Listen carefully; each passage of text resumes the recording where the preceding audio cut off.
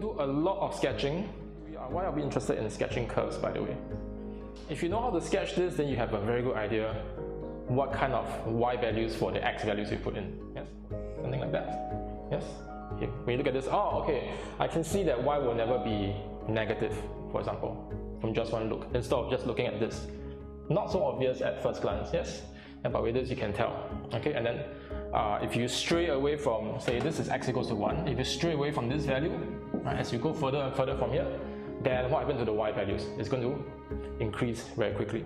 Yes, so these are the kind of things that we get from a sketch. So we're going to look at how to sketch things.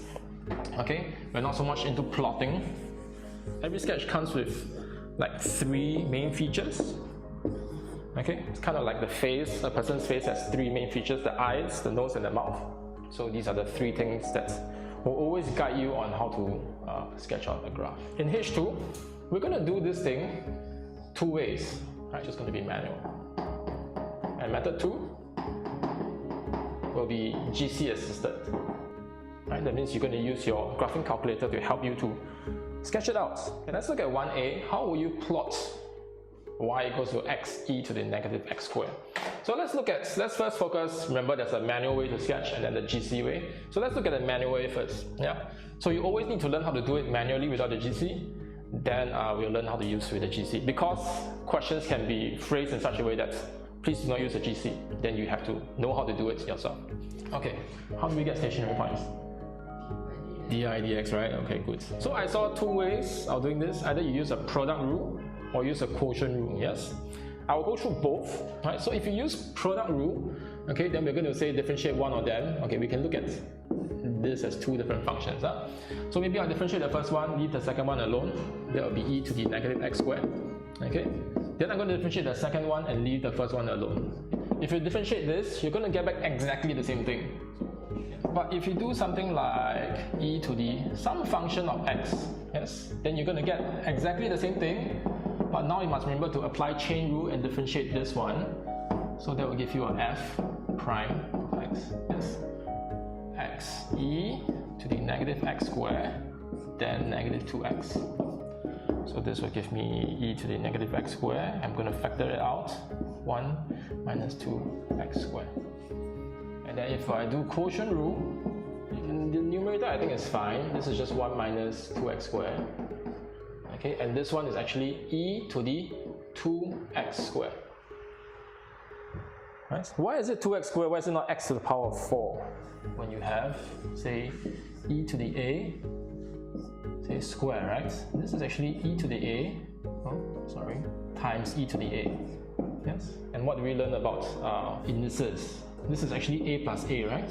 This is e to the 2a. Yes, recall this. So actually it's e to the x squared times e to the x squared. Then you take x squared plus x squared, you should get a 2x squared. Is this a stationary point? No, right? We still need to do a bit more work.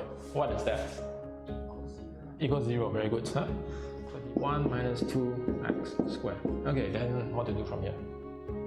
Notice that this is an exponential function, right? Exponential functions, we know, right? Look something like this.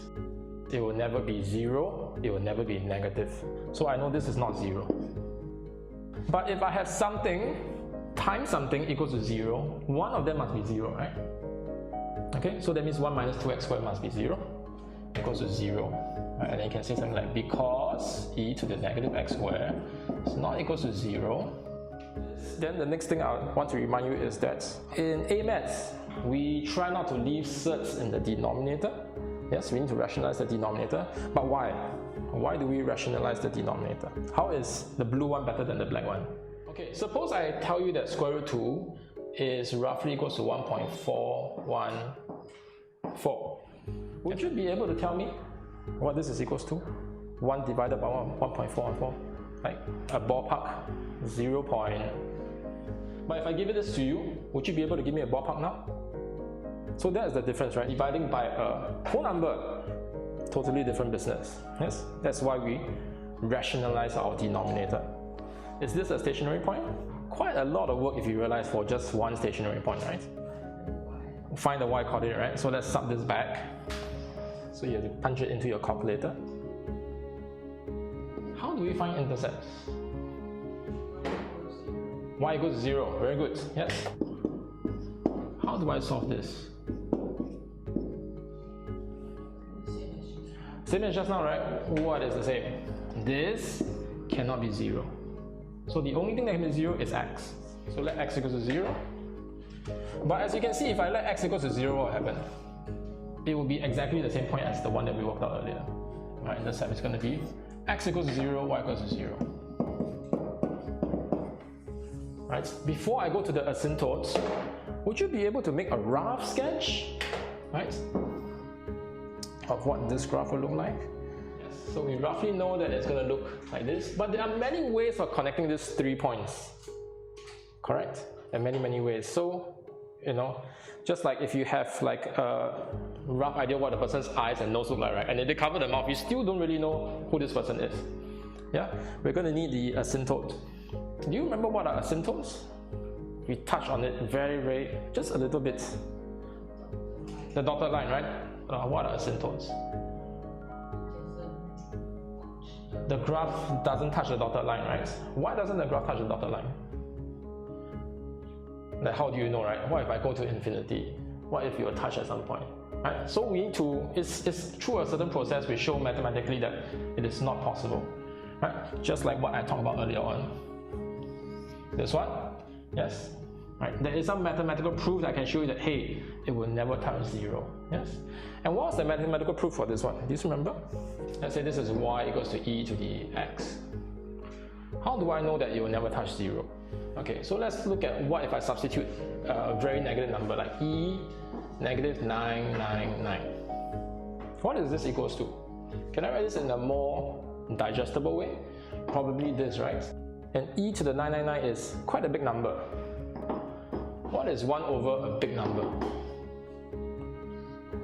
A small number, right? That is what? Close to 0. It's just taking 1 and dividing it into many portions. And then what is the size of one portion? It's going to be small. What if I divide it into even more numbers? Then what will happen? It becomes even smaller and even smaller. Would I eventually get 0? Right? So that is the thing, right? That is the mathematical concept you need to hold, right? To understand that, oh yeah, there's going to be a asymptote here. It's going to go very close to 0 because I'm going to divide into small pieces. But as many as I divide, it will never be 0. Actually 3 times horizontal. This line we have a nice name for it. It's called oblique. What kind of techniques can we use to extract this 3 horizontal asymptotes? If you look at what happens when we substitute very large x values or very large negative x values, that's when you will start to see if there is going to be a horizontal asymptote, it's going to appear when we observe these things. Then I'm going to talk about the vertical. Oh, when have we seen a vertical asymptote before? Tangent graph. Very good. Okay, let me think about it. Tangent graph. Okay, tangent graph is a good example. I'm going to go for something a bit easier because then I don't need to discuss trigo. Right? I'm going to do y equals to 1 over x. Why do we have a vertical asymptote? How do you know it won't touch 0? How do you know when it won't touch the y-axis? So again, you need to know some kind of concept over here, right? What is the concept? Okay. What happens if I actually put 0? Right, let me introduce you a new way to look at division. 6 divided by 2. Now we know this is 3, yeah. But I want you to think of it this way. If I have 6 objects, okay, and every time you go visiting, you take 2 oranges, yes? So how many times can you take 2 before you run out of oranges? And the answer will be 3, yes? I can take 2 3 times, okay? So you can think of this as 6 minus 2 minus 2 minus, right? And I want this to be 0, then how many times? Yes, and the answer is 3 times, yes? So if you take the same approach to this, right? 1 divided by 0, it'll be 1 minus 0. How many times can I take away 0? And I want the answer to be 0. How many times is this? What are you talking about? If you take 0, you always have 1, right?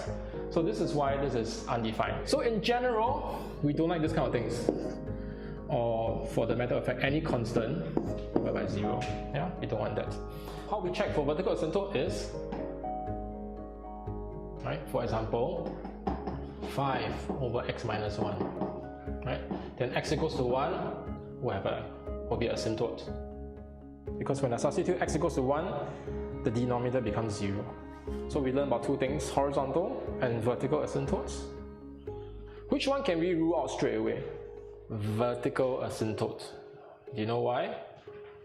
Because we have no denominator.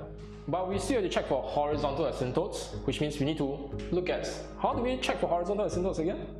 We study the behavior as x approaches positive infinity. What happens when around this region, and what happens around this region over here. Okay, so what happens if I put in really large values of x? As x approaches, let's look at positive infinity first. You get bigger. So there are two things you need to study, right? This is like a function in x, like the value of this green thing depends on x, right? At the same time, the value of this red thing also depends on x, correct? So I agree that the green one will get bigger, but how about the red one? Does it have any effect? So now we have a problem, right? One gets bigger, one gets smaller. So which one will win? Is the green one going to win or the red one going to win? If you're not sure, right, you can try putting some values into your calculator. This guy is going to dominate the green one. Why? And this is where we can say that e to the negative x squared is going to approach 0. Okay? And if e to the negative x squared is going to approach 0, then my entire thing, right, which is y, is going to approach 0. Okay? Y equals to 0 will be my asymptotes. Why is y equals to 0 asymptotes? So are we going to ever get 0 over here? Turns out actually no. Although the red one will dominate the green one, but the red one actually never goes to 0. It's a very, very small number, but it will never be 0.